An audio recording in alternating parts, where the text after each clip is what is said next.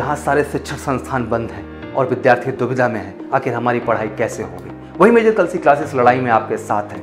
आप घर बैठे भी डिफेंस क्षेत्र के सभी आने वाले एग्जाम की तैयारी कर सकते हैं। इसके लिए आपको गूगल प्ले स्टोर से MKC लर्निंग ऐप को डाउनलोड करना होगा और घर बैठे आप पाएंगे daily live classes, recorded video lectures, chapter wise notes, question bank with the solution, complete online test, साथ ही साथ असाइनमेंट और प्रॉपर डाउट काउंटर। इस चुनौती को अवसर में बदलना है और हम आपके साथ हैं। तुरंत डाउनलोड करें MKC लर्निंग ऐप। कहते ना, ऑनलाइन पढ़ेगा तभी फौजी बनेगा India. Welcome to MKC classes बच्चों, मेरा नाम जगत है। तो जैसा मैंने कहा था कि मैं जो सीरीज़ ला रहा हूँ सब टॉपिक वाइज ला रहा हूँ। तो पहला सब टॉपिक हमारा ग्रेविटेशन चैप्टर में ग्रेविटेशनल फोर्स था और आज का सब टॉपिक हमारे लिए ग्रेविटी है। ठीक है, तो आज का क्लास स्टार्ट करने से पहले मैं उन बच्चों का नाम लेना चाहता हूँ जिनसे मैंने लास्ट क्लास में कुछ क्वेश्चंस पूछे थे और उन बच्चों ने आंसर कमेंट सेक्शन में लिखे थे। तो अभिषेक ने आंसर दिया था, विकास ने आंसर दिया था, सोनाली ने आंसर दिया था। ठीक है, और सबसे अच्छा आंसर जो मैंने कंजर्वेटिव और नॉन कंजर्वेटिव का पूछा था कि किसी किताब की लैंग्वेज मत लिखना, अपने मन से लिखना, जो भी समझ में आता है। तो एक बच्चे का सबसे खूबसूरत आंसर था कंजर्वेटिव और नॉन कंजर्वेटिव के ऊपर, उसका नाम जय था। ठीक है, तो वेरी गुड बेटा, जितने बच्चों ने आंसर दिया, बहुत सारे बच्चों ने आंसर दिया। तो मैं स्पेशली 4 बच्चों के नाम ले रहा हूँ क्योंकि इनके सबसे पहले कमेंट आए थे। ठीक है, तो उसी प्रकार मैं आज भी क्वेश्चंस पूछूंगा ग्रेविटी पे और देखते कौन को इसके आंसर दे सकता है। तो आज की क्लास स्टार्ट करते हैं हम लोग। जो हमारा सब टॉपिक है ग्रेविटी, इस पर जितनी थ्योरी आती है और जितने न्यूमेरिकल आते हैं, जिस फॉर्म में बन सकते हैं, वो हम सारे के सारे करेंगे। तो आज की क्लास स्टार्ट करते हैं ग्रेविटी के ऊपर। ठीक है, तो ग्रेविटी क्लास स्टार्ट करते बेटा। ओके, तो ग्रेविटी बेसिक क्या है? ठीक है, तो उसी तरह पढ़ना है जैसे हमारे पास पेपर में होता है ग्रेविटी।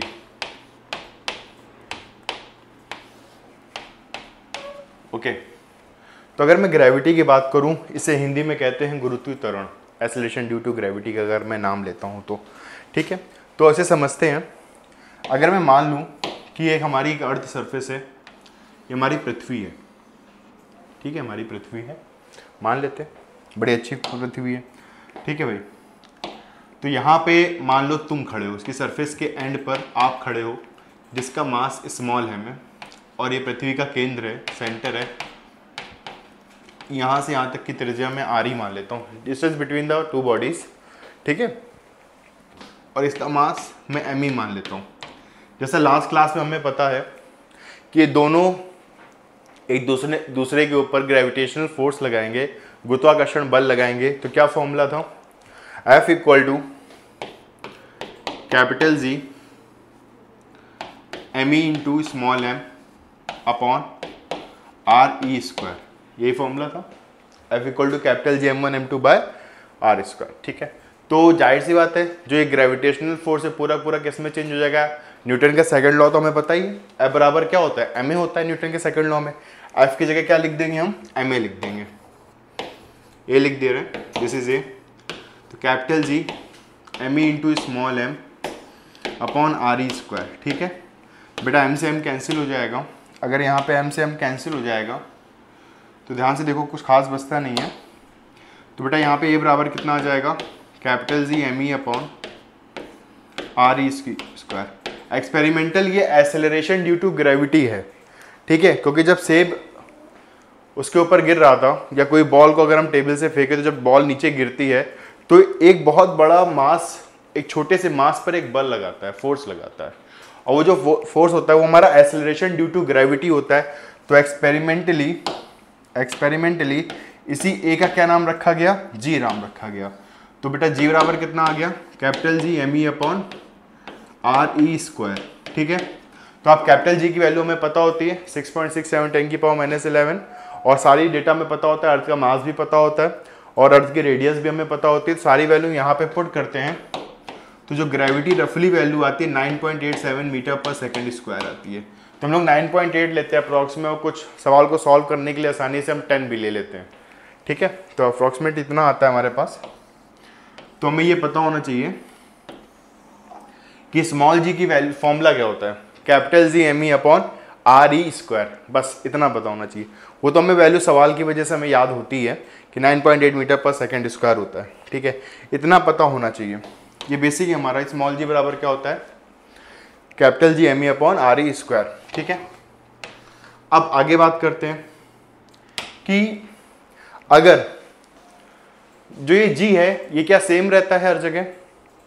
क्या अगर हम ऊपर जाएंगे या अर्थ के सेंटर पे जाएंगे, हम गहराई में जाएंगे या पृथ्वी से ऊपर जाएंगे, तो क्या ये जी का मान सेम रहता है कि बदलता रहता है? तो हमारा आंसर है बदलता रहता है। वो कभी भी कांस्टेंट बिल्कुल भी नहीं होता है, यानी वो चेंज होता रहता है। अगर वो चेंज होता रहता है तो किस प्रकार चेंज होता है और कैसे बदलता है, जरा हम उसकी बात करते हैं।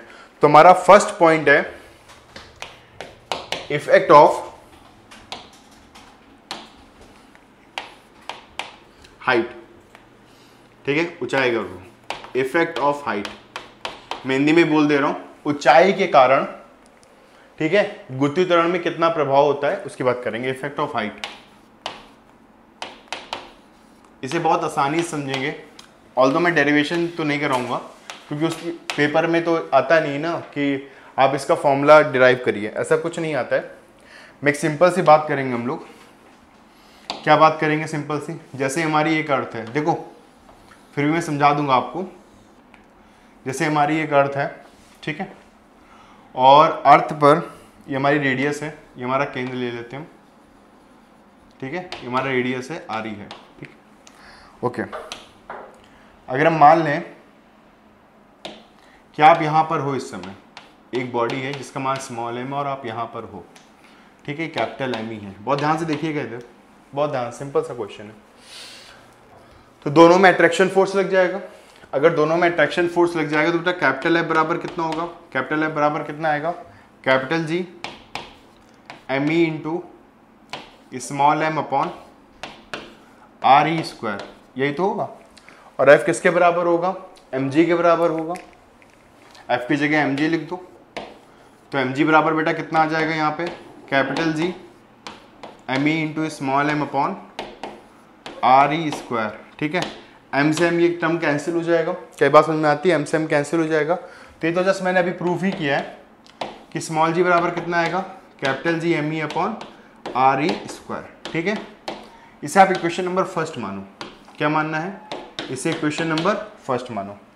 अब बात करते हैं, अगर मान लिया कि ऑब्जेक्ट से कुछ हाइट अर्थ के चला गया, अगर ऑब्जेक्ट अर्थ से कुछ हाइट ऊपर चला गया, ठीक है, तो डायग्राम बना रहे हैं, इसे इक्वेशन नंबर फर्स्ट मान लेते हैं, ठीक है। तो चलो फिर से अर्थ बना लेते हैं। अर्थ मैं इस बार ऐसे बना दे रहा हूं, ठीक है। ऑब्जेक्ट मान लो यहां चला गया, स्मॉल एम यहां चला गया, ठीक है, ओके। तो बेटा यहां से लेके यहां तक की जो हाइट है वो एच ले लेता हूं मैं, और यहां से यहां तक की हाइट को मैं आर ई ले लेता हूं, अर्थ की रेडियस है, ठीक है। फिर भी अर्थ इस पे क्या लगाएगी? अपना ट्रैक्शन फोर्स लगाएगी। फिर भी अर्थ क्या लगाएगी? अपना ट्रैक्शन फोर्स लगाएगी। तो बेटा यहां से यहां तक टोटल हाइट क्या हो जाएगी? यहां से यहां तक टोटल हाइट क्या हो जाएगी? आर ई प्लस एच हो जाएगी। तो फिर से नया फोर्स यूज होगा, एफ डैश इक्वल टू क्या होगा? Capital G M E into M upon R E plus H का होल स्क्वायर। कितनी बात समझ में आती है? सिंपल सी बात है बेटा। एफ डैश की जगह क्या लिख सकते हैं हम? एम जी डैश लिख सकते हैं। तो M G dash equal to क्या आएगा? Capital G M E into small M upon R E plus H का होल स्क्वायर, ठीक है। इसे इक्वेशन नंबर 2 लेट कर लिया मैंने। क्या लेट कर लिया? इक्वेशन नंबर 2 लेट कर लिया, ठीक है। तो एम से एम यहाँ कैंसिल भी हो जाएगा, कोई इशू नहीं है। तो हमें मुझे एक काम करेंगे, हमें जी डैश की वैल्यू चाहिए। तो अगर हमें जी डैश की वैल्यू चाहिए तो एक काम करो, इक्वेशन नंबर 2 को इक्वेशन नंबर फर्स्ट से डिवाइड कर दो। इक्वेशन नंबर 2 को इक्वेशन नंबर फर्स्ट से हम डिवाइड कर देंगे तो बेटा यहाँ पे क्या आएगा? जी डैश अपॉन जी बराबर कितना आ जाएगा? देखो इक्वेशन नंबर 2 हमारी ये लिखी है एज इट इज, तो capital G M E upon R E plus H का whole square divide by G M E upon R E square, ठीक है। ये कैंसिल हो गया, ये कैंसिल हो गया, तो आर ई स्क्वायर ऊपर आ जाएगा। तो are E square upon R E plus H का होल स्क्वायर, ठीक है। तो बेटा जी को हम इधर भेज सकते हैं। हम जी को जैसे इधर भेजेंगे तो हमारे पास फॉर्मूला क्या आ जाएगा? जी डैश बराबर G into R E square upon R E plus H का होल स्क्वायर। ये हमारे पास फॉर्मूला आएगा, ठीक है, जो हम अक्सर सवालों में यूज करते हैं, जी डैश बराबर G into R E square upon R E plus H का होल स्क्वायर है।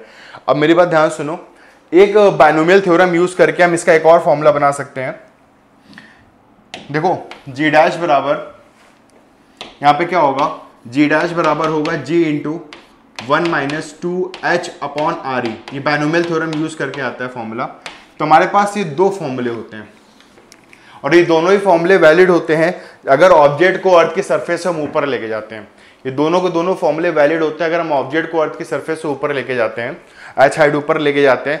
तो हमारे पास क्वेश्चन ये होता है कब कौन सा फॉर्मूला लगाना है। अब बच्चे कंफ्यूज होते हैं कि सर इसमें कौन सा फॉर्मूला लगाना चाहिए, कौन सा नहीं लगाना चाहिए। तो इस पे एक कंडीशन है, मैं आपको बता रहा हूं, उसे नोट कर लीजिए कि अगर h की वैल्यू 320 किलोमीटर, अगर h की वैल्यू 320 किलोमीटर से कम होती है या 320 किलोमीटर से ज्यादा होती है तब कौन सा फॉर्मूला लगाते हैं। मैं आपको एक सिंपल सी बात बता रहा हूं, तो उसको ध्यान से देख लीजिएगा, ठीक है। ओके, अगर ऑब्जेक्ट, मेरी बात ध्यान सुनो, फॉर एग्जांपल ये ऑब्जेक्ट है, ये मेरा हाथ, इसको अर्थ की सरफेस की तरह ट्रीट करो। अगर ऑब्जेक्ट 320 किलोमीटर तक ऊपर जाता है, 320 किलोमीटर तक ऊपर जाता है, तब हम फॉर्मूला यूज करेंगे ये वाला, मैं यहां बना रहा हूं। अगर 320 किलोमीटर तक ऊपर जाता है तो कौन सा फॉर्मूला यूज करेंगे, नीचे वाला यूज करेंगे। मैं कंडीशन लिख दे रहा हूं, अगर h 320 किलोमीटर तक ऊपर जाता है तो ये वाला फॉर्मूला यूज करेंगे, ठीक है। और अगर 320 किलोमीटर से और ऊपर चला जाता है तो ये वाला फॉर्मूला यूज करेंगे। सबसे मोस्ट इंपॉर्टेंट बात मैंने बताई है, सबसे मोस्ट इंपॉर्टेंट बात है, मैं एक बार फिर से रिपीट कर दे रहा हूं। जैसे ही हमारा ये अर्थ की सरफेस है, अर्थ की सरफेस से अगर 320 किलोमीटर तक ऊपर जा रहा है, सिर्फ 320 किलोमीटर तक ऊपर जा रहा है, ठीक है, 320 किलोमीटर तक ऊपर जा रहा है, तो हम नीचे वाला फॉर्मूला यूज करेंगे, जी डैश बराबर G into 1 minus 2h upon R E. अगर 320 किलोमीटर से और ऊपर जा रहा है, अगर 320 किलोमीटर से और ऊपर जा रहा है, तब हम फॉर्मूला यूज करेंगे G R E square upon R E plus H का होल स्क्वायर। अब मैं एक आपको बात बता देता हूं, 320 आया कहां से, ये अर्थ की रेडियस का 5% होता है। कितना होता है, अर्थ की रेडियस का 5% होता है, ठीक है, अर्थ की रेडियस का 5%। बेटा अर्थ की रेडियस होती कितनी है, 6400 किलोमीटर। इसका 5% निकाल लो, इसका 5% निकालो तो यही आएगा 6400, इसका 5% निकाल लो, 5/100 ये कट जाएगा, तो हमारा आंसर कितना आएगा, 320 किलोमीटर। तो कभी कभी थ्योरी हमारी ऐसी भी आती है कि अगर अर्थ की रेडियस से, मेरी बात ध्यान सुनिएगा, अगला टर्म बोल रहा हूं, अगर अर्थ की रेडियस से 5% तक बॉडी जाती है, अर्थ की रेडियस से सिर्फ 5% तक ऊंचाई तक बॉडी जाती है, तब हम ये वाला फॉर्मूला यूज करेंगे। और अगर अर्थ की रेडियस से 5% से ज्यादा बॉडी ऊपर जाती है तो हम ये वाला फॉर्मूला यूज करेंगे। क्या बात क्लियर हो गई है। सबसे मोस्ट इंपॉर्टेंट पॉइंट जो मैंने बताया है उसे याद रखना है, कब कौन सा फॉर्मूला यूज करना है और कब कौन सा फॉर्मूला यूज नहीं करना है। क्या बात क्लियर हो गई अच्छे से, ओके बढ़िया। चलिए, तो इस पे मैं एक क्वेश्चन आपसे पूछना चाहता हूँ, सिंपल से एक छोटा सा क्वेश्चन मैं आपसे पूछना चाहता हूँ, ठीक है। 320 किलोमीटर पे जो मैंने कंडीशन बता दी है ये वैलिड होती है, ये एक्सपेरिमेंटल है। तो मैं एक बात पूछना चाहता हूँ, सिंपल सी बात है, जो अभी नीचे वाला फॉर्मूला था जी डैश बराबर G into 1 minus 2h upon R E, G dash बराबर G into 1 minus 2h upon R E, अगर हाइट मान लो, सिंपल सी बात है, अगर 3200 किलोमीटर ऊपर चली जाए, ठीक है, 3200 किलोमीटर, अर्थ की रेडियस से आधा ले रहा हूं मैं, 3200 किलोमीटर ऊपर चली जाए, और आपको दोनों फॉर्मूले लगाने हैं, आपको दोनों फॉर्मूले लगाने हैं, और मुझे बताना है कि जब पहला फॉर्मूला लगाते हैं तो ग्रेविटी की वैल्यू क्या आती है, और जब दूसरा फॉर्मूला लगाते हैं तो ग्रेविटी की वैल्यू क्या आती है। आपको आपके क्वेश्चन का आंसर मिल जाएगा। ये बहुत इंपॉर्टेंट चीज़ मैंने पूछी है, सिंपल सा मैं पूछ रहा हूँ, कोई बहुत इशू, बहुत बड़ी चीज़ नहीं है, सिंपल सा पूछ रहा हूँ। अर्थ की रेडियस 6400 किलोमीटर होती है, ठीक है। मैं सिंपल से पूछ रहा हूँ, अगर h ले लेते हैं मैं 3200 किलोमीटर, h कितना ले लिया, 3200 किलोमीटर। अगर मैं मान लो, अगर मैं सिंपल से पूछ रहा हूँ कि अगर पहला फॉर्मूला लगाएंगे तब ग्रेविटी क्या आएगी, और जब सेकंड फॉर्मूला लगाएंगे तब ग्रेविटी क्या आएगी, ये दोनों के मुझे आंसर आपके कमेंट सेक्शन पे चाहिए, ठीक है। जिन बच्चों को बात समझ में आ गई है तो इसे कर सकते हैं प्लीज़। देखिए सीरियस होंगे तभी कुछ हो पाएगा, ठीक है, और पढ़ाई तो करनी पड़ेगी। चलिए आगे बात करते हैं हम लोग। देखो जब बॉडी ऑब्जेक्ट, जब हमारा ऑब्जेक्ट ऊंचाई पे जाता है तब तो फॉर्मूले मैंने बता दिए, 2 फॉर्मूले आते हैं, और कब लगाना होता है मैंने आपको ये भी बता दिया, ठीक है, सिंपल सी। अगर बॉडी डेप्थ में जा रही है, गहराई में जा रही है, तब फॉर्मूला क्या आएगा इसकी बात कर देते हैं। इफेक्ट ऑफ डेप्थ क्या आएगा? इफेक्ट ऑफ डेप्थ, गहराई के कारण, हिंदी में बोल दे रहा हूं मैं, गहराई के कारण। इसका भी एक सिंपल सा फॉर्मूला है, इसका मैं डिराइव करने की कोई नीड नहीं है, इसका एक सिंपल सा फॉर्मूला है। चलो इसको ये हमारी अर्थ है, ठीक है,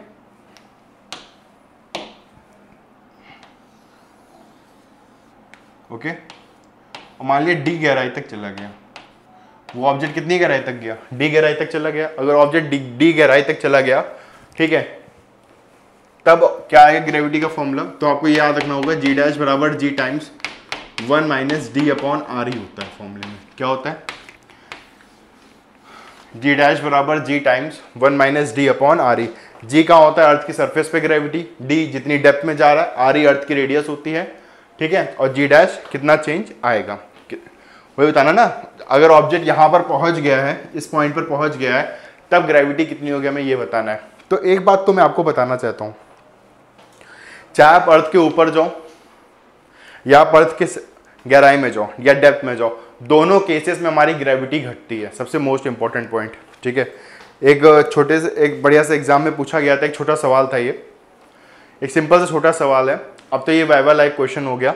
जो बच्चे 12th की प्रिपरेशन कर रहे हैं या 11th की भी प्रिपरेशन कर रहे हैं, जो बच्चे 11th में गए हैं, तो ग्रेविटेशनल फोर्स उस चैप्टर में आता है। तो एक बात समझ जाना, चाहे अर्थ की सरफेस से ऊपर जाएंगे हम या अर्थ की सरफेस से नीचे जाएंगे, तो दोनों ही केसेस में हमारी ग्रेविटी की वैल्यू घटती है। दोनों केसेस में हमारी ग्रेविटी की वैल्यू घट जाती है। अगर मैं करते करते करते करते अगर मैं इसी क्वेश्चन में बात करूं, सुनो, करते करते करते करते करते करते अर्थ के सेंटर पे पहुंच गया, अर्थ के सेंटर पे पहुंच गया, तब ग्रेविटी कितनी आएगी? अच्छा एक चीज बताओ, यहां से यहां तक तो अर्थ की रेडियस है ना। अगर यहां से यहां तक अर्थ की रेडियस है, वो यहां से शुरू और यहां तक चला गया, यानी डी की वैल्यू किसके बराबर होगी? आर ई के बराबर होगी। उसने कितनी डिस्टेंस ट्रेवल कर दी, कितनी दूरी तय कर ली? आर ई दूरी तय कर ली, ठीक है। अगर उसने आर ई दूरी तय कर ली बेटा, तब ग्रेविटी क्या होगी? अगर हम अर्थ के सेंटर पे अगर हम ग्रेविटी कैलकुलेट कर लें, अर्थ के सेंटर पे अगर हम ग्रेविटी कैलकुलेट करें, केंद्र पर ग्रेविटी कैलकुलेट कर रहे हैं, तो G times 1 minus R E upon R E होगा। बेटा आर ई से आर ई कट गया, क्या होगा? आर ई से आर ई कट जाएगा। अगर आर ई से आर ई कट जाएगा यानी कितना आ गया? यहाँ पे 1 आ गया। अगर यहाँ पे 1 आ गया तो जी टाइम्स कितना होगा? 1 माइनस 1। 1 माइनस 1 क्या होता है? 0 होता है। तो जी इंटू 0 कितना आएगा? 0 आएगा। तो हमेशा याद रखेंगे, अर्थ के सेंटर पे हमेशा ग्रेविटी कितनी होती है? 0 होती है, ठीक है। अर्थ के सेंटर पे क्या होता है? अर्थ ग्रेविटी कितनी आती है? 0 होती है। अगर इसमें कई क्वेश्चन बन सकते हैं, ये पूछा जा चुका है। अगर पूछा गया अगर किसी वस्तु का भार अर्थ के सेंटर पे कितना होगा, हमेशा क्या रहेगा? 0 ही होगा, ठीक है। वस्तु का भार हमेशा अर्थ के सेंटर पे कितना होता है? 0, क्योंकि जी हमारा क्या होता है? 0, और वस्तु का भार यानी वेट कितना होगा? W बराबर mg होगा, और अर्थ के सेंटर पे जी कितना आता है? 0 आता है, यानी कितना आएगा? m इंटू 0, तो आंसर 0 आएगा। तो इस प्रकार इसमें क्वेश्चन बन सकते हैं, तो हमें पता होना चाहिए, ठीक है। चलिए आगे बात करते हैं थोड़ा। अभी हम लोग क्वेश्चंस भी करेंगे, तो और अच्छे से क्लियर होगा कि चीज़ें कैसे इजी होती हैं और इजीली हमें बतानी चाहिए, ठीक है। अब बात करते हैं अर्थ की शेप की वजह से, अर्थ की शेप की वजह से ग्रेविटी पे क्या इफेक्ट पड़ता है? Due to the shape of earth, ठीक है। पृथ्वी की आकृति की वजह से क्या प्रभाव पड़ता है ग्रेविटी पे, उसकी बात करते हैं। Due to the shape of earth, due to the shape of अर्थ,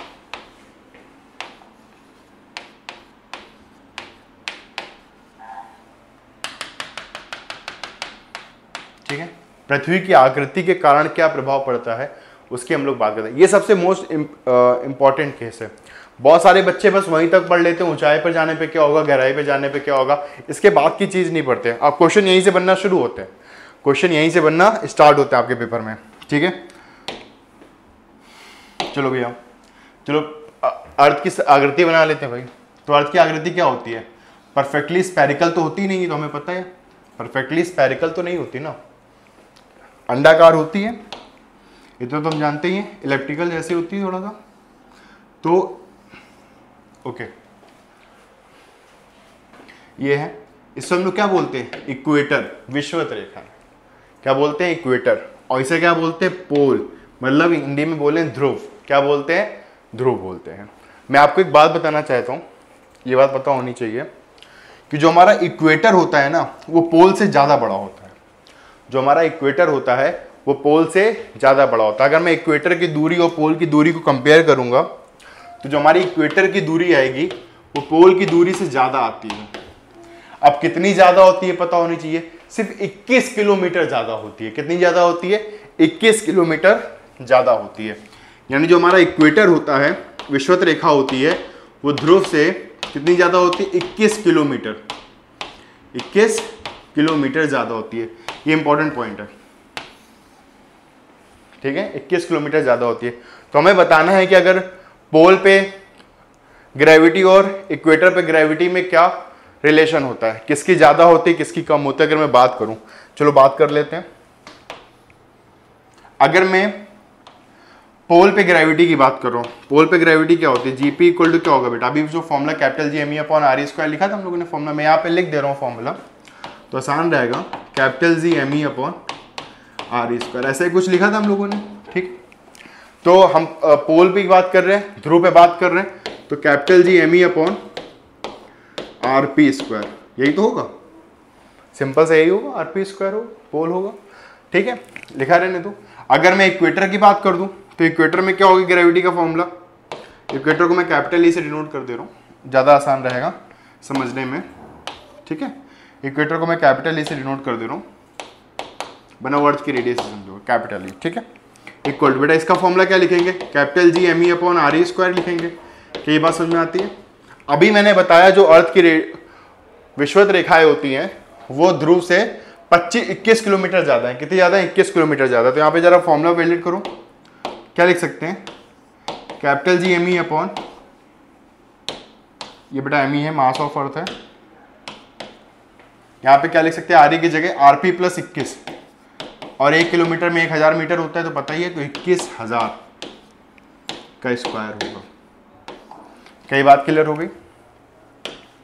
अब मुझे ये बताओ कि इन दोनों में बड़ा कौन दिखाई दे रहा है तुम्हें? जीपी बड़ा है कि जीई बड़ा है? सोचो, ये लिखा है आरपी प्लस 21,000 का स्क्वायर और यहाँ पे लिखा है आरपी स्क्वायर लिखा है, तो एक बात तो हमें साफ समझ में आ रही है ना, बड़ा कौन होगा? ध्रुव पर गुरुत्वाकर्षण ज्यादा होगा और विषुवत रेखा पर गुरुत्वाकर्षण कम होगा। तो यानी यहाँ पे क्या कंडीशन लिखते हैं? GP greater than GE, GP greater than GE लिख सकते हैं। क्या बात समझ में आती है? जीपी ग्रेटर देन जीई लिख सकते हैं हम लोग। क्लियर हो गया कॉन्सेप्ट यहाँ तक? तो ये बात पता होनी चाहिए कि पोल पे हमेशा गुरुत्वाकर्षण का मान अधिक होता है और इक्वेटर पे गुरुत्वाकर्षण का मान कम होता है। क्यों कम होता है? क्योंकि उसकी दूरी, उसकी लंबाई पोल से 21 किलोमीटर ज्यादा होती है। अगर मैं दोनों के अंतर की बात करूं, अगर दोनों के मैं अंतर की बात करूं, जाहिर सी बात है जीपी बड़ा है जीई कम है, तो सबसे मोस्ट इंपॉर्टेंट लाइन लिखने जा रहा हूं, तो ध्यान से नोट करिएगा, जीपी माइनस जीई कितना अंतर होता है, दोनों में कितने का अंतर होता है। अगर मैं बात करूं तो बेटा सिर्फ और सिर्फ 0.02 मीटर पर सेकेंड स्क्वायर होता है। कितने का अंतर होता है? 0.02 मीटर पर सेकेंड स्क्वायर का अंतर होता है।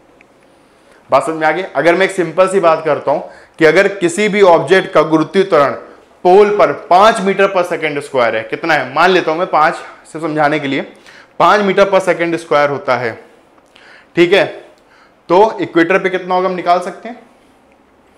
इक्वेटर पे कितना होगा हम निकाल सकते हैं। क्या बात समझ में आती है? यहां तक चीजें क्लियर होती हैं? समझ में आता है? अगर मैं सिंपल समझना होता है, अगर मान लो आपसे कहा जाए कि विषुवत रेखा पर किसी भी वस्तु का गुरुत्वाकर्षण 8 है, कितना है? 8 है, तो बताओ ध्रुव पर कितना होगा? ध्रुव पर कितना होगा कैसे निकालेंगे? तो यहाँ पे 8 लिखा, -8 उधर चला जाएगा, कितना हो जाएगा? 8 प्लस 0.02, 8 प्लस 0.02 होगा, और 8 प्लस 0.02 कितना आता है? तो ध्रुव पर कितना आ गया? 8.02 मीटर पर सेकेंड स्क्वायर। तो ये डिफरेंस आपको याद होना चाहिए कि पोल पे गुरुत्वीय त्वरण और इक्वेटर पे गुरुत्वीय त्वरण का जो डिफरेंस होता है, अंतर होता है, उसे 0.02 मीटर पर सेकंड स्क्वायर होता है। और इस पे क्वेश्चन अभी तक नहीं बना है, तो इस पे आने के चांसेस हैं। It's a very important part, ठीक है, ठीक है। तो ये हमें पता होना चाहिए कि पृथ्वी की आकृति के कारण भी गुरुत्वीय त्वरण में के मान में परिवर्तन आता है, और आपके सामने प्रूफ है, ठीक है। चलिए आगे बात करते हैं। पृथ्वी के घूमने की वजह से भी ग्रेविटी में चेंज आता है। पृथ्वी के घूमने की वजह से भी क्या आता है, ग्रेविटी में क्या आता है, चेंज आता है। तो उसकी बात कर लेते हैं। देखो मैं भी लग रहा घूम ही गया था, चलो कोई बात नहीं। तो अब अगला हेडिंग है हमारी, due to the rotation of a earth. अगली हेडिंग क्या है, due to the rotation of earth. पृथ्वी के घूर्णन के कारण कितना प्रभाव पड़ता है उसका बात कर देंगे। Due to the rotation of a earth, rotation of earth. देखो इसको समझते हैं हम लोग, इसको मैं डायग्राम से आपको बता रहा हूं। इसमें भी हम लोग डायग्राम बना लेते हैं। देखो डेरिवेशन नहीं आते आपके पेपर में, ठीक है, और सवाल किस तरह बनते हैं मैं उसकी बात कर रहा हूं, वो बहुत इंपॉर्टेंट है आपके लिए, ठीक है।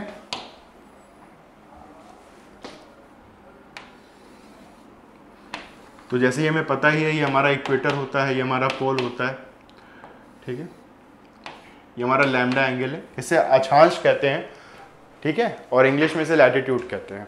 इंग्लिश में क्या कहते हैं, लैटिट्यूड कहते हैं। तो ये हमारा इक्वेटर होता है, ये हमारा पोल होता है। पृथ्वी घूर्णन कर रही होती है, घूम रही होती है, ठीक है। तो उसके घूमने के कारण एक सूत्र होता है जो हमें पता होना चाहिए उसके रोटेशन के कारण। मैं फॉर्मूला लिख रहा हूँ, ध्यान दीजिएगा बेटा। जी डैश बराबर जी माइनस आर ई omega square cos square lambda. Omega कोणीय चाल होती है, ओमेगा पता है एंगुलर स्पीड, लैम्डा मैंने बताया लैटिट्यूड होता है, हिंदी में अक्षांश कहते हैं, आर ई पृथ्वी की त्रिज्या होती है, और जी हमारा क्या होता है, अर्थ की सरफेस पे गुरुत्वीय त्वरण, ठीक है, ये होता है। ओके, तो एक फॉर्मूला सबसे पहली बात तो हमें पता होनी चाहिए कि जी डैश की वैल्यू क्या होती है जब भी अर्थ घूम रही होती है। तो अर्थ के घूमने पर अगर क्वेश्चन आता है तो सबसे पहले हमारे दिमाग में फॉर्मूला आ जाना चाहिए। फॉर्मूला क्या होता है, जी डैश बराबर जी माइनस आर ई omega square cos square lambda होता है, ठीक है, क्लियर है। अब देखो इस पे क्वेश्चन कैसे बनते हैं और किस तरह से आते हैं प्रश्न, उसकी बात करते हैं। सबसे मोस्ट इंपॉर्टेंट हमारे लिए फॉर्मूला है। अगर मैं सिंपल सी बात करूं, एट पोल बात कर लेता हूं सबसे पहले, आसान है। ध्रुव पर क्या होगा, ध्रुव पर, हिंदी बोल दे रहा हूं, इसे ध्रुव पर क्या होगा। अच्छा इधर देखो, ध्रुव हमारा ये है, पोल हमारा ये है। अगर पोल हमारा ये है तो बेटा ये हमारा लैम्डा है, ये हमारा लैम्डा है। तो लैम्डा देखो बढ़ रहा है बढ़ रहा है बढ़ रहा है बढ़ रहा है बढ़ रहा है, ये यहां तक आ गया। तो ये एंगल कितना हुआ, 90 डिग्री। क्या बात समझ में आती है, ये एंगल कितना हो गया, 90 डिग्री हो गया। ये एंगल 90 डिग्री हो गया। तो पोल की अगर बात करेंगे तो हमेशा याद रखना, जो हमारा अक्षांश होता है, वो लैटिट्यूड होता है, वो कितना होता है, 90 डिग्री होता है। अक्षांश कितना होता है, 90 डिग्री होता है। तो लैम्डा कितना आ जाएगा, 90 डिग्री, 90 डिग्री। यहाँ पे हम 90 डिग्री पुट कर देते हैं। तो पोल की मैं बात कर रहा हूं, ठीक है। तो जी डैश बराबर कितना आएगा हमारा, जी माइनस आर ई ओमेगा स्क्वायर कॉस स्क्वायर 90। और कॉस 90 डिग्री का मान कितना होता है बेटा, शून्य होता है। कॉस 90 डिग्री का मान कितना होता है, शून्य होता है। तो यहाँ पे जीरो लिख देंगे, तो जीरो, ये पूरा टर्म जीरो हो जाएगा। तो जी डैश बराबर क्या आ जाएगा, जी आ जाएगा। जी डैश बराबर क्या आ जाएगा, जी आ जाएगा। तो इससे हमें क्या सीखने को मिलता है, इस फॉर्मूले से हमें क्या सीखने को मिलता है, इस फॉर्मूले से हमें यह सीखने को मिलता है कि पृथ्वी घूमे या ना घूमे, ज्यादा तेज घूमे या कम घूमे, ठीक है, उस पे ग्रेविटी पर कोई प्रभाव नहीं पड़ेगा, क्योंकि जी डैश किसके बराबर आ रहा है, जी के बराबर आ रहा है। क्या बात समझ में आ गया। मैं फिर से कमेंट कर रहा हूं, फिर से बोल रहा हूं, ध्यान से सुनिएगा कि अगर पृथ्वी लैम्डा इक्वल टू 90 डिग्री है तो cos 90 जीरो होता है, ये पूरा टर्म जीरो हो जाएगा। तो ओमेगा वाला टर्म जीरो हो गया, ओमेगा स्क्वायर इंटू जीरो तो जीरो हो गया। यानी ओमेगा किसको रिप्रेजेंट करता है, कोणीय चाल को। चाहे ओमेगा बढ़ जाए या ओमेगा घट जाए, ठीक है, ओमेगा बढ़ जाए या ओमेगा घट जाए, तो जो हमारा ध्रुव पर गुरुत्वीय त्वरण होता है उस पर कोई भी प्रभाव नहीं पड़ेगा, कोई भी प्रभाव नहीं पड़ेगा। इसको कैसे लिखेंगे बेटा, ध्यान सुनो। एक बार क्वेश्चन पूछा जा चुका है, ये क्वेश्चन ऐसा पूछा जा चुका है एक बार एक एग्जाम में कि अगर पृथ्वी की अगर हम कोड़ी चाल बढ़ा दें, अगर हम पृथ्वी की कोड़ी चाल बढ़ा दें तो ध्रुव पर गुरुत्वीय त्वरण का क्या प्रभाव पड़ेगा? हमारा आंसर आएगा नो चेंज, कोई प्रभाव बिल्कुल भी नहीं पड़ेगा। ओमेगा बढ़े या ओमेगा घटे, ठीक है, G dash will not change, कोई प्रभाव नहीं पड़ेगा, उसका मान नहीं बदलेगा, चेंज। और कितना रहता है? जी के बराबर होता है, वो कांस्टेंट रहता है, वो बिल्कुल भी परिवर्तित नहीं होगा। क्या बात क्लियर हो गई? क्या बात क्लियर हो गई यहां तक? ओके, अब बात कर लेते हैं, तो मैंने पोल में बात किया, अब बात करते हैं इक्वेटर पे। किस पे बात कर लेते हैं? इक्वेटर पे। अच्छा, इक्वेटर को समझने के लिए पहले इसका डायग्राम देख लो। पहले ये हमारा लैम्डा है, ये हमारा क्या है? लैम्डा है, ये हमारा लैम्डा है, यानी इक्वेटर की अगर हम बात करें तो देखो इक्वेटर पे बात करें तो लैम्डा कितना होना चाहिए? अगर मैं इक्वेटर की बात कर रहा हूं तो लैम्डा कितना होना चाहिए? यहाँ पे आ जाएगा लैम्डा कितना आएगा? 0 डिग्री, यानी लैम्डा खत्म हो गया ना। अगर मैं इक्वेटर की बात कर रहा हूँ, इक्वेटर की अगर मैं बात कर रहा हूँ तो लैम्डा यहाँ पे कितना आएगा? 0 डिग्री आ जाएगा। तो एक बात सबसे मोस्ट इंपॉर्टेंट है कि अगर मैं पोल की बात करूंगा तो लैम्डा 90 डिग्री होता है, और अगर मैं इक्वेटर की बात करूंगा तो लैम्डा हमारा 0 डिग्री होता है। ठीक है,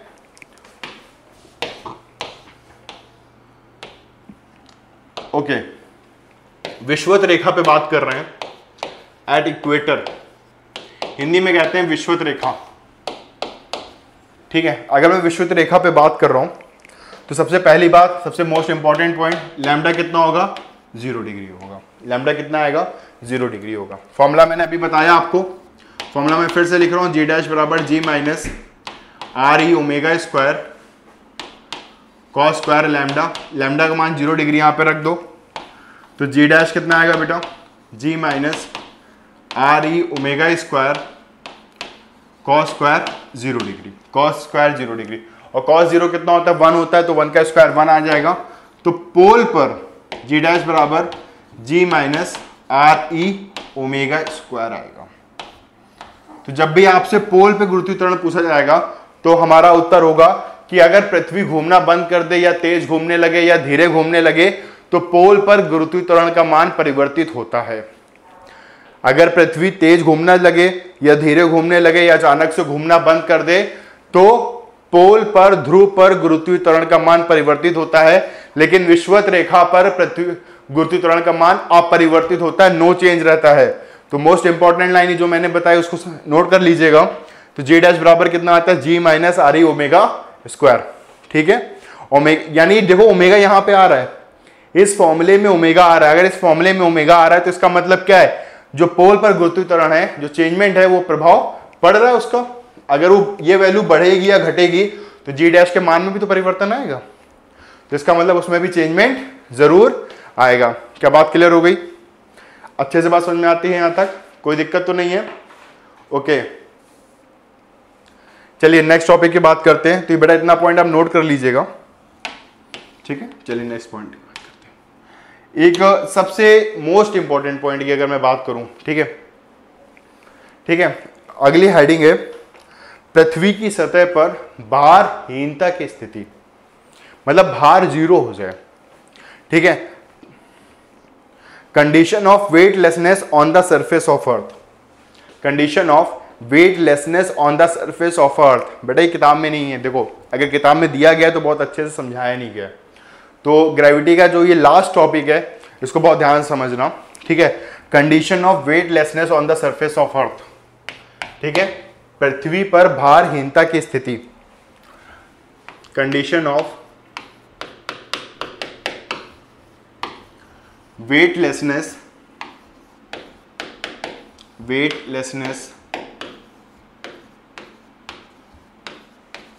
on the surface of earth, on the surface of earth।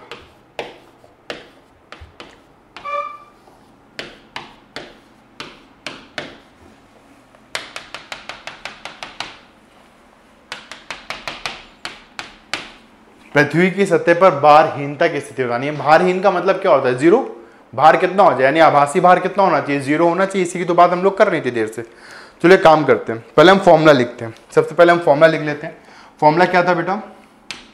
अगर मैं बात करूं तो फॉर्मूला क्या था? जी डैश बराबर जी माइनस आर ई omega square cos square lambda है। देखो बाहर जीरो करना है हमें, बाहर जीरो करना है, यानी एम से मल्टीप्लाई कर दें तो M G dash equal to M G minus M R E omega square. बहुत ध्यान से देखिएगा, सबसे मोस्ट इंपॉर्टेंट मैं करा रहा हूँ, कॉस स्क्वायर लैम्डा। यही तो होगा, देखो ध्यान से, भारीनता यही तो आएगी कि कुछ और आ जाएगा? यही आ जाएगा। क्या इतनी बात क्लियर है? ओके। अच्छा, भारहीन करना यानी वेटलेसनेस करना। वेटलेसनेस का मतलब क्या होता है? वेटलेसनेस का मतलब क्या होता है? एम जी डैश क्या हो जाएगा? जीरो हो जाएगा। वेटलेसनेस का मीन क्या होता है? एम जी डैश जीरो हो जाए, यानी देखो एक्चुअल वेट कभी जीरो नहीं कर सकते तुम, एक्चुअल वेट कभी जीरो नहीं कर सकते। भारहीनता की स्थिति मतलब उसका जो आभासी भार होगा, जो वो वेट फील करेगा, वो कितना होना चाहिए? जीरो होना चाहिए। तो एम जी डैश कितना होना चाहिए? Zero. Okay, M G dash कितना आना चाहिए? जीरो आना चाहिए। तो जीरो बराबर क्या हो जाएगा? M G minus M R ई omega square cos square lambda. ठीक है, यहां से ओमेगा की वैल्यू चाहिए मुझे यहां से ओमेगा की वैल्यू चाहिए। ध्यान से देखना बेटा, इधर एक बहुत अच्छी कंडीशन निकाल के दिखाऊंगा। एम को तो हटा दो आप, तो यहां पे आएगा R E omega square cos square lambda equal to G. ठीक है बेटा, तो यहां से मेरे को निकालना है ओमेगा चाहिए। ओके, तो ओमेगा स्क्वायर आएगा g upon R e cos square lambda. ठीक है, बहुत ध्यान समझिएगा। तो ओमेगा बराबर बेटा यहां पे क्या आएगा? 1 upon cos lambda under root of G upon R E. ये आ गया। ये जो फॉर्मूला लिखा है ना मैंने, ये जो फॉर्मूला लिखा है, मैं वो फिर से लिख देता हूं इस फॉर्मूले को। मैं इस फॉर्मूले को फिर से लिख दे रहा हूं।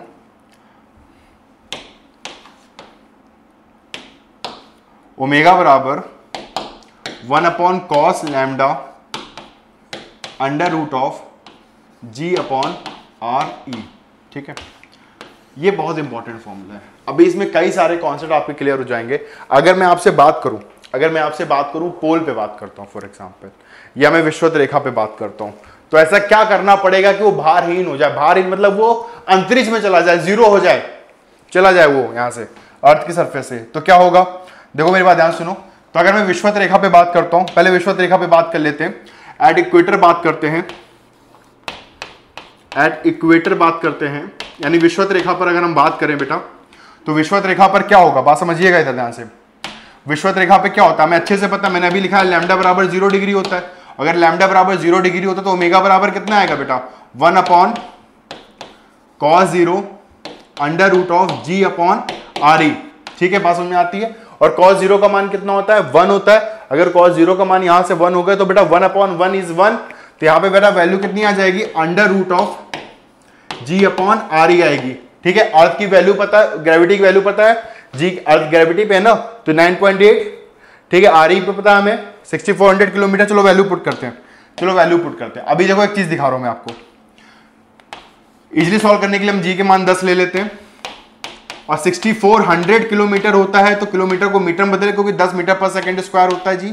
ठीक है, ये यहां से यहां कट गया तो 64, देखो ध्यान से यहां पे कितना आएगा? 1/800 रेडियन पर सेकेंड। 1/800 रेडियन पर सेकेंड है। अगर ये 1/800 रेडियन पर सेकेंड है तो इसका मतलब आप समझते हो, इसका मतलब ओमेगा आ रहा है 0.00125 रेडियन पर सेकेंड। 0.00125 रेडियन पर सेकेंड। इसका मीन ये होता है कि अगर अर्थ आज जितनी स्थिति में घूम रही है, जिस ओमेगा से घूम रही है, उसका 17 गुना ये है। क्या है? 17 गुना, 17 टाइम्स ये है। इसका मतलब क्या होगा? इक्वेटर पे जो भी वस्तु होगी वो अंतरिक्ष में उड़ जाएगी। यही तो मतलब हुआ mg डैश। इसका मतलब क्या हुआ कि वस्तु जो भी विषुवत रेखा पे रखी जाएगी वो कहां चली जाएगी? अंतरिक्ष में चली जाएगी। अगर वस्तु को अंतरिक्ष पे मुझे पहुंचाना है तो विषुवत रेखा पर क्या होगा? पृथ्वी को कितने कोणीय वेग से घूमना पड़ेगा? आज से 17 गुना ज्यादा स्पीड में घूमना पड़ेगा। तो ओमेगा कितना होना चाहिए? 0.00125 रेडियन पर सेकेंड। तो मैं इसे नोट करके लिख रहा हूं, ये बहुत इंपॉर्टेंट है। ठीक है, इसका मतलब क्या होता है? इसका मतलब होता है, ठीक है, जो भी वस्तु होगी जो भी वस्तु विषुवत रेखा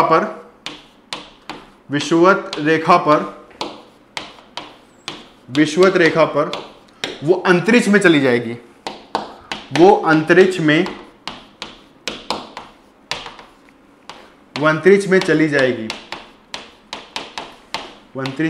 चली जाएगी। क्या बात समझ में आती है यहां तक? क्या ये बात समझ में आती है? और इसका मतलब क्या है, ये यहां देखो आज की स्थिति में जो पृथ्वी घूम रही है उसका 17 गुना अगर हम ज्यादा कर देंगे तो विषुवत रेखा से वो कोई भी वस्तु अगर रखी जाएगी तो कहां चली जाएगी? अंतरिक्ष में चली जाएगी। क्या इतनी बात क्लियर होती है? अच्छे से क्लियर है? ये 17 टाइम्स ज्यादा है, ठीक है? ये कोणीय चाल 17 गुना ज्यादा है वर्तमान स्थिति से। मैं ये भी नोट करके लिख रहा हूं, ठीक है? 17 गुना ज्यादा है, 17 गुना ज्यादा है वर्तमान स्थिति से, वर्तमान स्थिति से। क्लियर हो गया? अच्छे से क्लियर हो गया? हाँ, एक क्वेश्चन देखो, ये तुम इसे फील करने की कोशिश करो, इसे फील करने की कोशिश करो कि ऐसा क्या करते हैं कि ये वस्तु चला जाती है। अब मेरी बात बहुत ध्यान से सुनिएगा, मैं आपको दिखाता हूं, मैं फील कराता हूं ये चीज। ओके, फॉर एग्जाम्पल कोई भी एक चीज ले लेते, फॉर एग्जाम्पल, चलो ठीक है, ये मुझे माउस मिल गया, चलो मैं फेंकूंगा नहीं, ठीक है, समझाने के लिए। तो मान लो ये वस्तु रखी गई है, तो अगर ये वस्तु रखी गई है और मेरे हाथ को समझो ये विषुवत रेखा है, मेरे इस हाथ को समझो आप, क्या ये विषुवत रेखा है, एट द इक्वेटर है। तो अगर अर्थ हमारी आज से 17 गुना ज्यादा घूमने लगे, जो आज प्रेजेंट टाइम में घूम रही है, चक्कर लगा रही है, ऐसा कोण, मतलब ऐसे नहीं कि सूर्य भगवान की चारों तरफ चक्कर लगा रही है, उसको मत समझना, रोटेट कर रही है, घूर्णन, कोणीय चाल की बात कर रहा हूं मैं, घूमना, ठीक है? तो अगर 17 गुना ज्यादा घूमने लगे, रोटेट करने लगे 17 गुना ज्यादा, तो विषुवत रेखा पे जो वस्तु होगी उसका जो स्वयं का भार है वो कभी जीरो नहीं होता, लेकिन एट द इक्वेटर जो आभासी भार होगा, अपेरेंट वेट होगा, वो कितना होगा? 0 हो जाएगा, और वस्तु ऊपर चली जाएगी। कहां चली जाएगी? अर्थ पर चली जाएगी।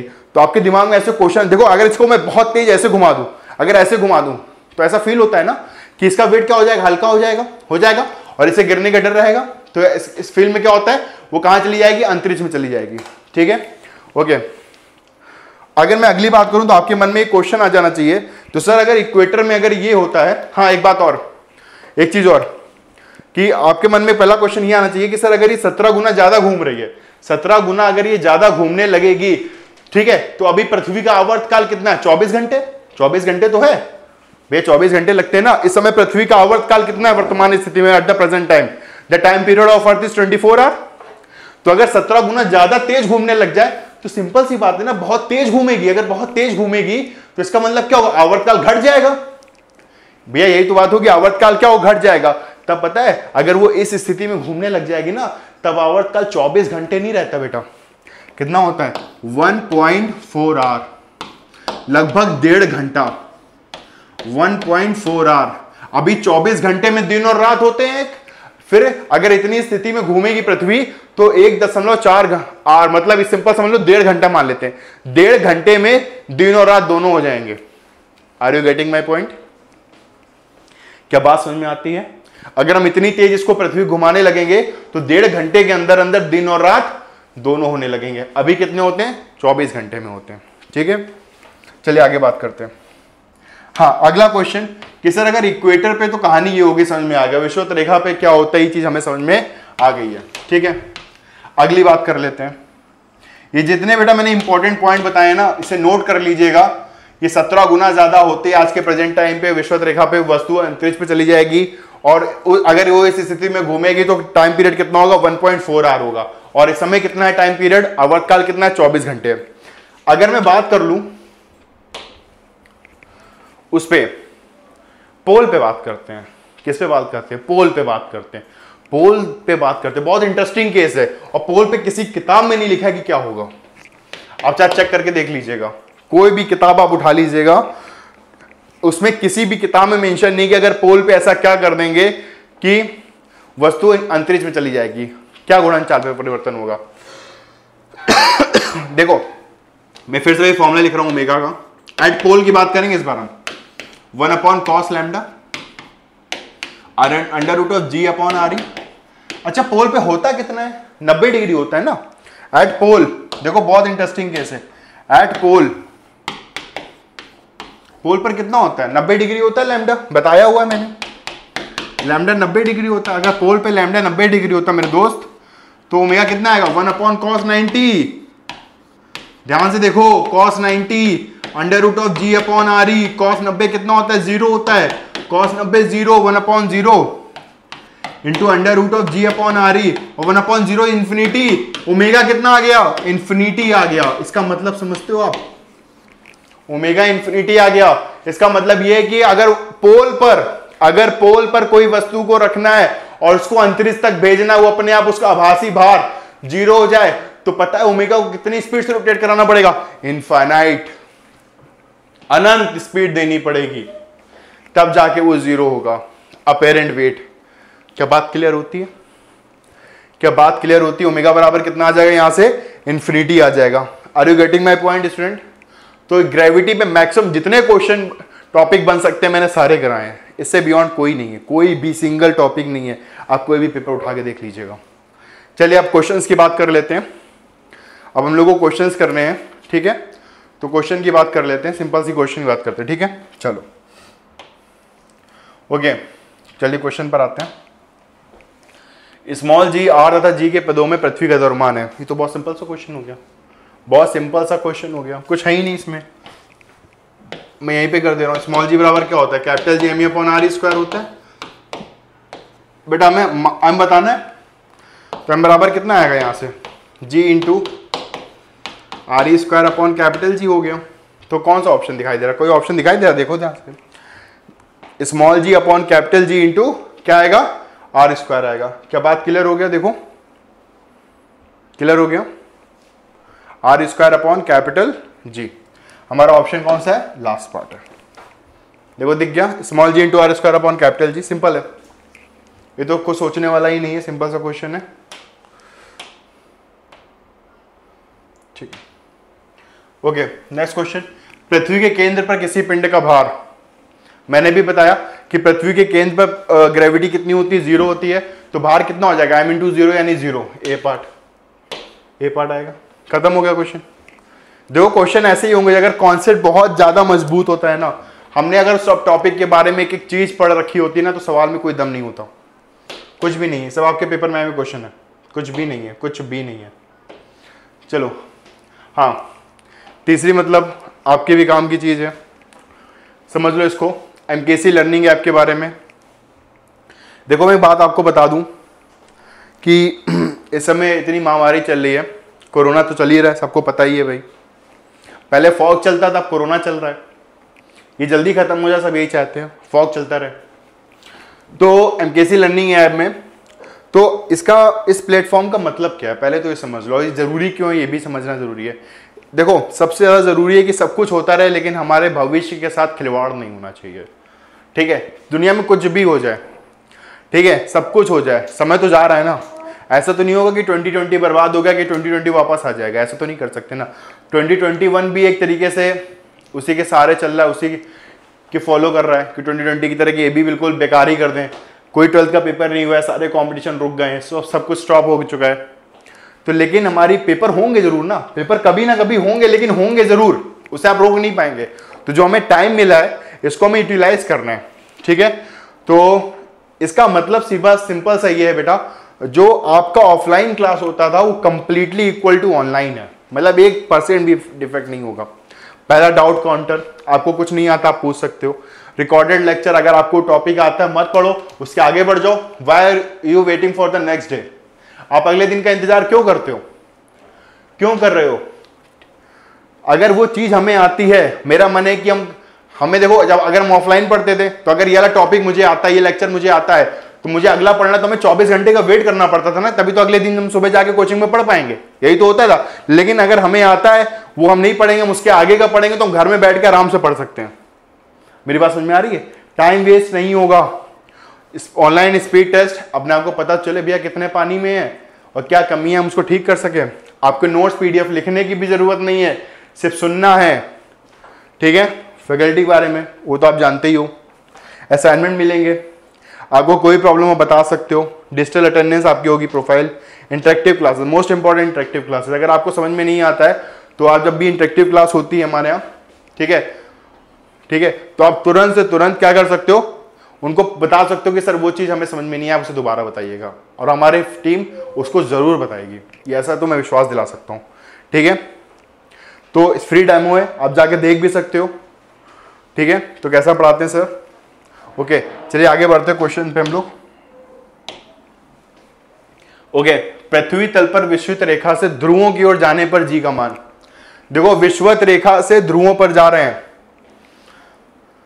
विषुवत रेखा से ध्रुवों पर जा रहे हैं भैया। मैंने अभी बताया था पोल पर क्या होता है, पोल पर क्या होता है, ज्यादा होता है, इक्वेटर पे क्या होता है, कम होती है। ये तो मैंने बताया था ना।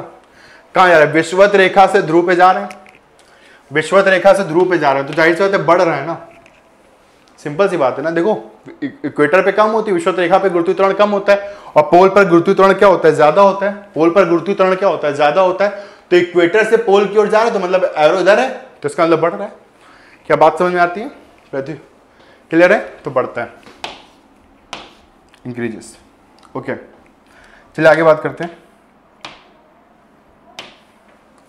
यदि पृथ्वी अपने अक्ष के प्रति अचानक घूमना बंद कर दे तो जी का मान। ध्रुव पर तो कोई फर्क ही नहीं पड़ता, मैंने अभी बताया था, ध्रुवों पर कोई फर्क नहीं पड़ता, यानी ए बी ऑप्शन तो गलत हो गए भाई, ए और बी ऑप्शन तो गलत हो गए। कहानी किस पे फंसी जाके, सी और डी पे फंसी जाके, ठीक है, सी और डी पे फंसी है।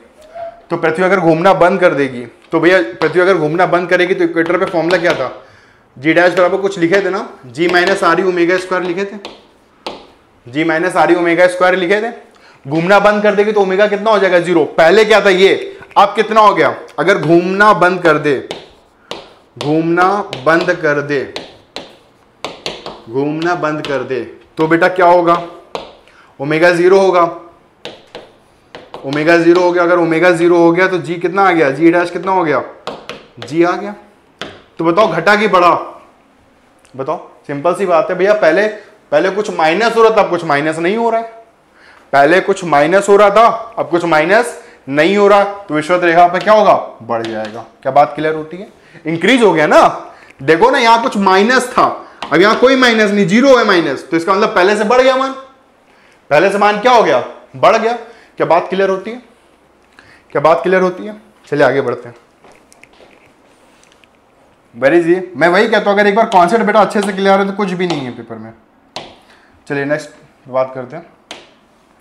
ओके, हाँ, सबसे मोस्ट इंपॉर्टेंट चीज ये है कि हमें अपने आंखों में सपना तो होता है कि भाई हमें डिफेंस क्वालिफाई करना है, एक बेस्ट रैंक निकालनी है, एक बेस्ट पोजीशन चाहिए, लेकिन गाइडेंस, रास्ता, ठीक है, हमारे साथ हमें जो टीचर पढ़ाते हैं वो तो नहीं होते ना 24 घंटे। हमारे साथ कौन होता है, हमारी किताबें हमारे साथ होती हैं, हमारे दोस्त हमारे साथ होते हैं।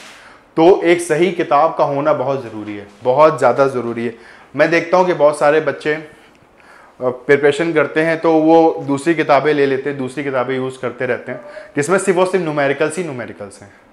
तो मेरे दोस्त, मैं आप सबसे एक बात बताना चाहता हूँ कि आप डिफेंस के पेपर उठाइए, आप जिस भी एग्ज़ाम की तैयारी कर रहे हो, ठीक है, उसमें थ्योरेटिकल कॉन्सेप्चुअल क्वेश्चन कितने आते हैं और न्यूमेरिकल क्वेश्चन कितने आते हैं, उसको बाइफरकेट कर लीजिए, उसको देखिए कि दोनों में कितना, किसका परसेंटेज ज़्यादा आता है। आपको मेरी बात समझ में आ रही है। तो जिस क्वेश्चन बुक में किस प्रकार सवाल दिए जाएं, कैसे दिए जाएं, उसको थोड़ा ध्यान से समझने का प्रयास कीजिए, ठीक है। तो जो हमारी बुक बनाई गई है तो एग्जाम पैटर्न को देखते हुए बनाई गई हैं, उसी को ध्यान में रखा गया है कि पेपर किस फॉर्म में आता है, क्वेश्चन किस तरीके से आते हैं, हमें उन्हीं को सॉल्व करना चाहिए। उसी तो प्रैक्टिस होगी ना, क्लियर है, सिंपल सी बात है। क्या बात समझ में आ रही है अच्छे से, ओके। तो ये सब बातें बहुत इंपॉर्टेंट है बेटा, इनको समझिए। एग्जाम जैसा हो तैयारी भी हमें वैसी ही करनी चाहिए। वो हमारे बड़े बुजुर्ग कहते थे ना, जैसा देश वैसा भेष, तो एग्जाम जैसा तैयारी वैसे करो, तभी तो सिलेक्शन होगा, तभी तो सिलेक्शन होगा। मेरी बात समझ में आ रही ना आपको। अगर आपको इंटर क्लास में हो आप और कक्षा 8 जैसी पढ़ाई कर रहे हो तो क्या इंटर में कभी अच्छे नंबर आएंगे, क्या नहीं आ सकते। तो लेवल बदलना पड़ता है ना, तरीका बदलना पड़ता है। चलिए अगले प्रश्न पे आते हैं। यदि पृथ्वी अपने अक्ष के प्रति घूर्णनचाल बढ़ा दे तो विषुवत रेखा पर क्या होगा। अरे कुछ नहीं है, देखो जी डैश बराबर जी माइनस आर ई ओमेगा स्क्वायर है। अब ध्यान से देखना, ओमेगा बढ़ रहा है, ओमेगा बढ़ता जा रहा है, क्या बात समझ में आ रही है? ओमेगा बढ़ता जा रहा है, तो ओमेगा अगर बढ़ता जा रहा है तो ये वैल्यू बढ़ती जा रही है, ये वैल्यू बढ़ती जा रही है, तो ये वैल्यू फाइनल क्या होगी, घटती चली जाएगी। क्या बात समझ में आ रही है? ओमेगा बढ़ रहा है, इसे माइनस में है ना, ये माइनस में है तो वैल्यू माइनस हो जाएगी ये, तो जी का मान क्या होगा? 2 मिनट के लिए ऐसे इमेजिन करो, ऐसे इमेजिन करो, जी का मान 10 ले लो, ये पूरी क्वांटिटी 1 ले लो, पूरी क्वांटिटी 1 ले लो, 10 - 1 कितना आया? 9 आया। जी तो वही है 10 है। अब क्वांटिटी ये बढ़ गया, मान लो 2 होगी, कितनी होगी? 8 हो गई। अब क्वांटिटी कितनी है? 10, मान लो 3, कितना हो गया? 7 हो गया। ये घट रहा है ना, पहले 9 आए, फिर 8 आया, फिर 7 आया, तो वैल्यू क्या हो रही है? लगातार क्या होती जा रही है? घटती चली जा रही है। तुम्हारा आंसर क्या आएगा? B part, will decreases. Clear हो गया? वैसे ये 1 और 2 3 नहीं आएगा, सिर्फ समझाने के लिए था, ठीक है। मैंने अभी बताया जब 17 गुना बढ़ा देते तब 0.00125 समथिंग होती है रेडियन पर सेकेंड स्पीड, ठीक है, समझाने के लिए था। तो ये कॉन्सेप्ट क्लियर हो गया होगा। चलिए नेक्स्ट क्वेश्चन पे आगे बढ़ते हैं हम लोग। हाँ, ये भी सवाल बहुत अच्छा है। एक ग्रह ए पर गुरुत्वीय त्वरण दूसरे ग्रह बी के गुरुत्वीय त्वरण का 9 गुना है, ठीक है। एक ग्रह है, दूसरे ग्रह बी है, उसका जो जी है वो ज्यादा है, यानी जी ए बेटा कितना दे दिया गया है? 9 टाइम्स जी बी दिया हुआ है। कितना दिया हुआ है? 9 टाइम्स जी बी दिया हुआ है, तो जी ए बराबर कितना है? 9 टाइम्स जी बी दे रखा है, ठीक है। और यदि वो यदि वो आदमी ए ग्रह से 2 मीटर की ऊंचाई तक कूदता है तो बी ग्रह से कितना कूदेगा? कुछ नहीं, क्वेश्चन है बहुत सिंपल सा क्वेश्चन है। देखो बेटा, एच बराबर क्या होता है? u²/2g होता है, सब तो जानते ही हैं। अब भाई स्पीड तो वही होगी ना, चाहे किसी भी ग्रह से कूद जाओ। तो एच ए क्या लिखेंगे? H A equal to u²/2g है। एच बी क्या लिखेंगे? u²/2gb, ठीक है। दोनों को डिवाइड कर लेते हैं भैया, तो H A upon H B क्या आएगा? u² कट गया, तो H A upon H B क्या आएगा? 2gb ऊपर आएगा, तो 2 से 2 कट गया, तो बेटे यहाँ पे क्या आएगा? gb अपॉन ga आएगा। क्या बात क्लियर होती है? क्या बात क्लियर होती है? यहाँ तक देख लो पहले, ठीक है। ga कितना दे रखा है? 9 GB दिया हुआ है, और बेटा एच ए तो कुछ दे रखा है ना 2 मीटर तक, ठीक है। एच ए 2 मीटर है, 2 अपॉन एच बी पूछ रहा है, GB और ga की जगह 9 GB लिख दो, 9 GB कट गया, तो 2 upon H B equal to कितना है? 1/9 आया। 1/9 आया, तो बेटा यहाँ से एच बी की वैल्यू कितनी आएगी? एच बी की वैल्यू कितनी आ जाएगी यहाँ से? अगर हम ध्यान से देखें, जो हमारा एच बी आएगा वो कितना आएगा? 9 2 18 मीटर। क्या बात क्लियर हो गया? तो हमारा जो आंसर आएगा इसका ए पार्ट आएगा, दिस इज 18 मीटर। ओके, तो हमारे क्वेश्चन थे ये। तो मैं आपसे फिर से कह रहा हूँ कि जितने क्वेश्चन हम लोग, जितने टॉपिक्स हम लोगों ने फाइनली यहाँ पे किए हुए हैं, तो it's a very very important. और जितनी थ्योरी हम लोगों ने की है ये बहुत ज़्यादा इंपॉर्टेंट है। क्या बात क्लियर हो गई सबको? अच्छे समझ में आया? तो मैंने एक क्वेश्चन बीच में पूछा था, इसमें पूछा हुआ है, तो उस क्वेश्चन को जरूर ध्यान से देखिएगा। मैं देखना चाहता हूँ कि उस क्वेश्चन का आंसर कितने बच्चे कमेंट सेक्शन पे देते हैं। और मुझे ये भी देखना चाहता हूँ कि कौन, अगर वो क्वेश्चन गलत है तो ये भी लिखिएगा सर वो क्वेश्चन गलत है। मैं देखता हूँ किसका कॉन्सेप्ट ज़्यादा मजबूत है, ठीक है। तो आज के लिए बेटा इतना ही। तो जैसे ग्रेविटेशन चैप्टर में हम लोगों ने पहला सब टॉपिक क्लियर किया था, ग्रेविटेशन फोर्स। सेकंड सब टॉपिक हमारा है ग्रेविटी। इस पे जितने कॉन्सेप्ट बन सकते हैं मैं सारे लेके आया हूँ। और थर्ड सब टॉपिक पे हम आगे बढ़ेंगे इसके बाद, ठीक है। तो इसी तरह करते रहेंगे। तब तक के लिए थैंक यू। जय हिंद, जय भारत बेटा। आपकी बेस्ट फ्रेंड किताबें होती हैं जो आपका करियर बनाती हैं और ड्रीम्स को पूरा करती हैं। रक्षा क्षेत्र की सभी परीक्षाओं की संपूर्ण तैयारी के लिए best study material online order करें। Visit www.dlp.majorcultureclasses.com।